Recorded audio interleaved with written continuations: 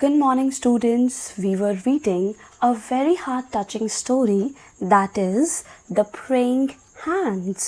As we continue, please note that this is the second part. ये part 2 है, तो जिन्होंने भी पार्ट 1 नहीं देखा है वो पहले जाइए और पार्ट 1 देखिए, क्योंकि पार्ट 1 में हमने हाफ स्टोरी कवर कर ली है और इस वीडियो में हम रिमेनिंग स्टोरी कवर करेंगे. Let's dive back into the story. After a long and memorable meal, long का मतलब होता है लंबा and memorable का मतलब है unforgettable. meal मतलब खाना, एक लंबे और यादगार जो हम जल्दी भूल नहीं सकते ऐसे मील के बाद म्यूजिक एंड लाफ्टर मतलब साथ साथ गाने बज रहे थे और हंसी मजाक चल रहा था. लाफ्टर मतलब हंसी मजाक. जैसे गेट टुगेदर होता है, कोई पार्टी का टाइम होता है, सेलिब्रेशन का टाइम होता है, सारे खाना खा रहे होते हैं, म्यूजिक चल रहा होता है और गप्पे मार रहे होते हैं, वैसे ही यहाँ पर भी पूरा माहौल था. इसके बाद एल्ब्रेक्ट rose from his honored position at the head of the table to drink a toast. अब क्या होता है, अब एल्ब्रेक्ट उठता है अपनी ऑनर्ड पोजीशन से, मतलब उसको सारे रिस्पेक्ट कर रहे थे, वो अपने सम्मानित स्थान से उठता है. Drink a toast. Drinking a toast means raising a glass of alcoholic beverage often with a short speech as a symbolic gesture of good wishes, respect or celebration. मतलब अब खुशी का टाइम था तो उसने he raised a glass to his beloved brother. Beloved brother का मतलब होता है प्रिय भाई. For the years of sacrifice, कि उसने इतने साल सैक्रिफाइस किया, त्याग किया.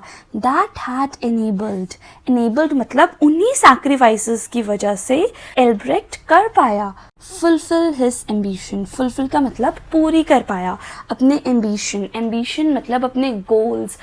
His closing words were, उसके अंतिम शब्द थे, and now Albert, blessed brother of mine, now it is your turn.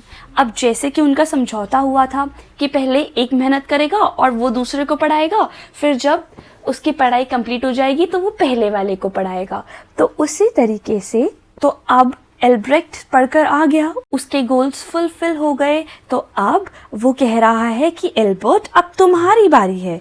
Now it is your turn. Now you can go to the academy to pursue your dream. Now का मतलब अब. You can go to the academy, आप academy में जा सकते हो. To pursue your dream मतलब अपने सपने को पूरा करने. And I will take care of you, और मैं तुम्हारा ध्यान रखूंगा. All heads turned in eager expectation to the far end of the table.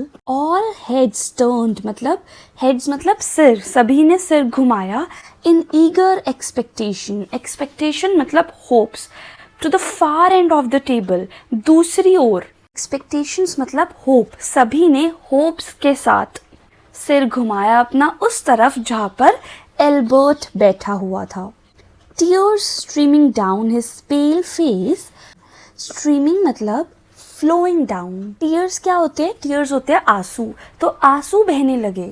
His pale face मतलब उसका जो फेस का कलर था वो पीला था. Shaking his lowered head from side to side.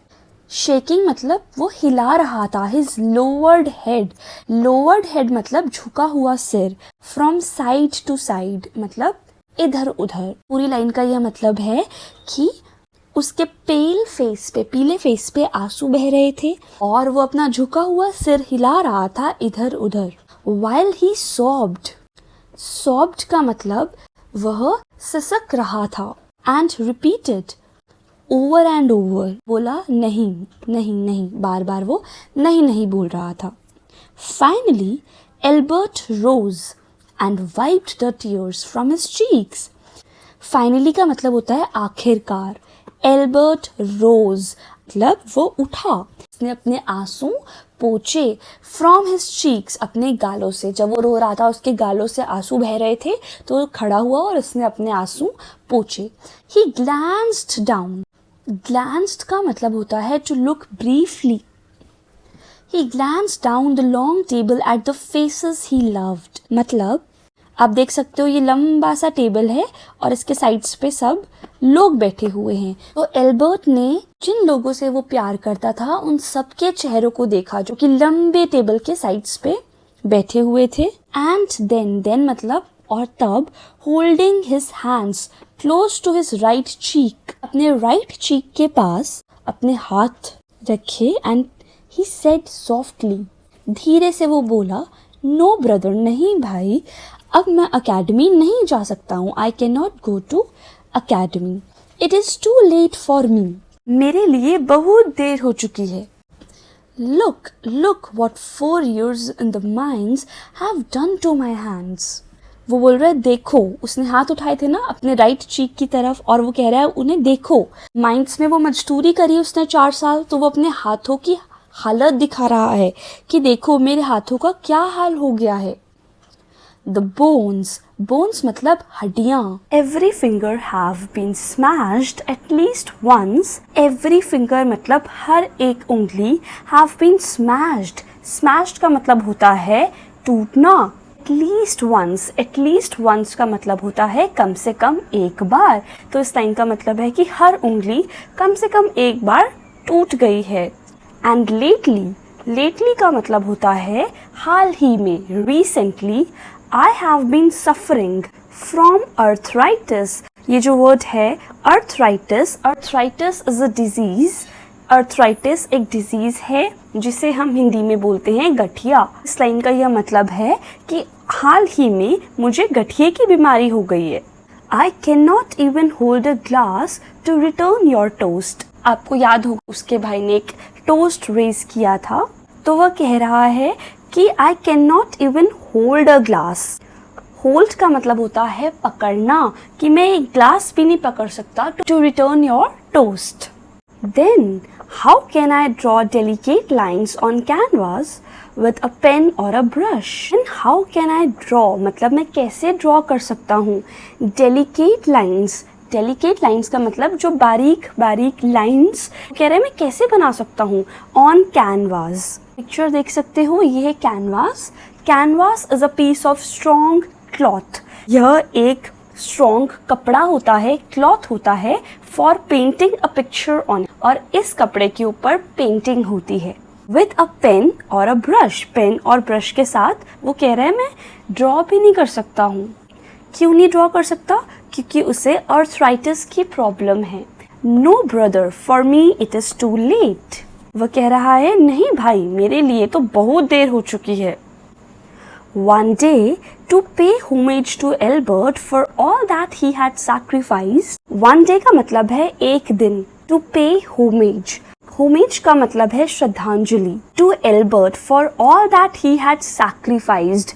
मतलब कि एल्बर्ट ने जो कुछ सैक्रिफाइस किया है, बलिदान दिया है, त्याग दिया है, उस सभी के लिए उसे श्रद्धांजलि देने के लिए Albrecht Durer painstakingly drew his brother's bruised hands.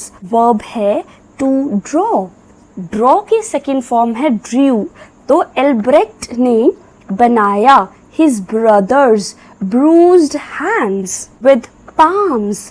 palms होता है हथेली। together and thin fingers, पतली पतली fingers stretched skyward. ये जो वर्ड है BRUISE, bruise.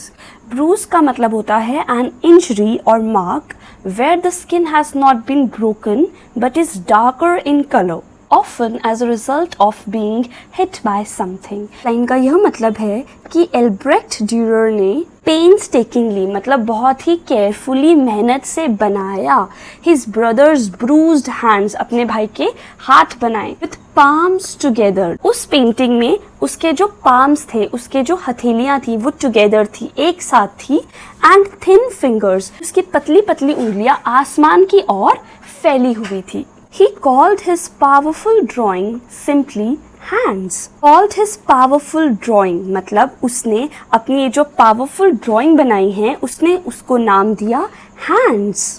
Simply का मतलब होता है केवल, but का मतलब होता है पर. The entire world मतलब पूरी दुनिया. Almost immediately opened their hearts मतलब पूरी दुनिया ने लगभग तुरंत ही opened their hearts।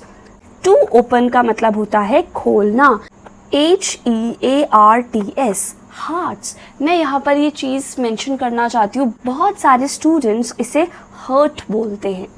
hurt is a different word, HURT hurt। इसे बोलते हैं hurt और इसे बोलते हैं heart। हार्ट का मतलब होता है दिल। तो लोगों ने जल्द ही अपने दिल खोले टू हिज ग्रेट मास्टरपीस, उसके महान मास्टरपीस के लिए, एंड रीनेम्ड मतलब उसका जो नाम है वो बदल दिया। हमने ऊपर पढ़ा कि एल्ब्रेक्ट ने अपनी पेंटिंग को नाम दिया था सिर्फ हैंड्स, लेकिन लोगों ने दिल खोले और उस पेंटिंग का नाम बदलकर क्या रख दिया, द प्रेइंग हैंड्स। हैंड्स से द प्रेइंग हैंड्स बना दिया। द प्रेइंग हैंड्स का मतलब होता है प्रार्थना करते हाथ। More than 450 years have passed मतलब 450 से ज़्यादा साल बीत चुके हैं। एल्ब्रेक्ट ड्यूरर्स hundreds of masterful portraits, Albrecht Dürer's hundreds of masterful portraits। hundreds of का मतलब होता है सैकड़ों, उसके सैकड़ों masterful portraits, pen and silver point sketches, उसके जो sketches है, watercolors है, charcoals है, woodcuts है और copper engravings है। hang in मतलब वो लटके होते हैं। इन एवरी का मतलब होता है हर एक। ग्रेट का मतलब होता है महान।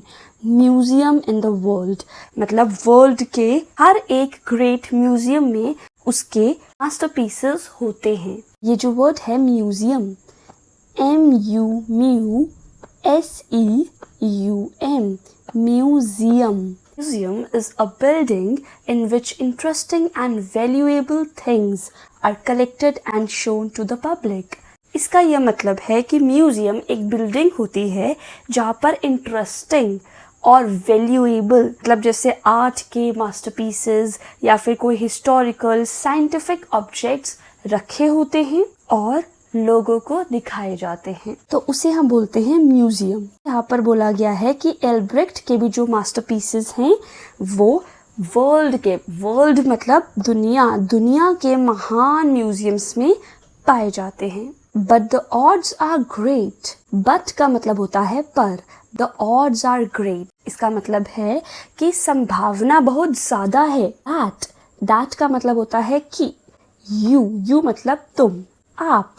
लाइक मोस्ट पीपल ज़्यादातर लोगों की तरह आप भी फेमिलियर मतलब परिचित हो only this one of Albrecht's work मतलब ये पॉसिबिलिटी बहुत ज़्यादा है कि बहुत सारे लोगों की तरह आप भी एल्ब्रेक्ट के सिर्फ इसी वर्क के साथ फेमिलियर हो, मतलब आप भी एल्ब्रेक्ट के सिर्फ इसी काम को जानते हो। More than merely being familiar with it, you very well may have a reproduction of it hanging in your home or office। मतलब इससे परिचित होने के अलावा very well may have a reproduction of it, यहाँ पर reproduction का मतलब है copy, of it hanging in your home or office।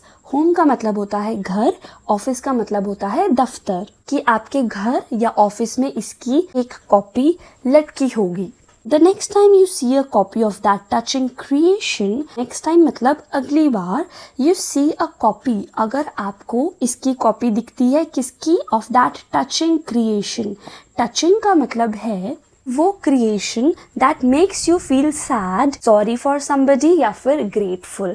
मतलब कि अगर आप किसी चीज़ को देख रहे हो और आपको सैड फील हो रहा है या किसी के लिए सॉरी फील हो रहा है या ग्रेटफुल फील हो रहा है, तो इसका मतलब वो चीज़ बहुत टचिंग है। टेक अ सेकेंड लुक मतलब तो उसे दोबारा ज़रूर देखें। Let it be a reminder that someone has sacrificed for your success। someone का मतलब है किसी ने, has sacrificed मतलब त्याग किया है, for your success आपकी सफलता के लिए। success मतलब सफलता, तो याद रखें, ध्यान में लाए कि आपकी सक्सेस के लिए, आपकी सफलता के लिए, आपकी जीत के लिए किसी ने बलिदान दिया है. What they could have done for themselves, they did it for you.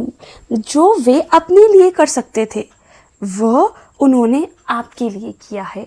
जैसे इस स्टोरी में हमने पढ़ा कि जो एल्बर्ट है वो अपने आप को आगे रखकर खुद भी पहले अपना जो एम है, अपने जो ड्रीम्स हैं उनको परस्यू करने जा सकता था, पर उसने सैक्रिफाइस किया, उसने हार्ड वर्क किया, उसने लेबर की ताकि वो अपने भाई को हेल्प कर सके उसके गोल्स परस्यू करने के लिए, उसके ड्रीम्स परस्यू करने के लिए. तो एल्ब्रेक्ट के ड्रीम्स और उसकी सक्सेस के पीछे किसका सैक्रिफाइस था? उसकी सक्सेस के पीछे सैक्रिफाइस था एल्बर्ट का, उसके भाई का.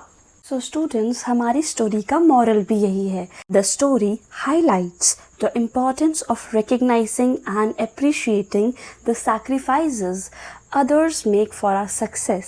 हमारी लाइफ में भी कोई ना कोई सैक्रिफाइस कर रहा होता है. We should be grateful. हमें ग्रेटफुल फील करना चाहिए. हमें किसी के सैक्रिफाइस को रिकग्नाइज करना चाहिए, मतलब उसे पहचानना चाहिए और उस इंसान को थैंक यू बोलना चाहिए. Second point is the enduring power of love and family bonds. किस तरह से जो पावर ऑफ लव है कि अगर एक भाई ने दूसरे भाई की मदद करी तो वो कैसे उसको ट्रिब्यूट दे रहा है. एंड फैमिली बॉन्ड्स, मतलब जो फैमिली के मेंबर्स हैं वो किस तरह से हमारे रिलेशनशिप्स को वैल्यू कर रहे हैं, सैक्रिफाइसेस है उन्हें पहचान रहे हैं, एक्नॉलेज कर रहे हैं, रिकग्नाइज कर रहे हैं, और वो किस तरह से नर्चर कर रहे हैं लव एंड बॉन्ड्स को. तो यहाँ पर ये स्टोरी एंड होती है. Thank you for watching this video.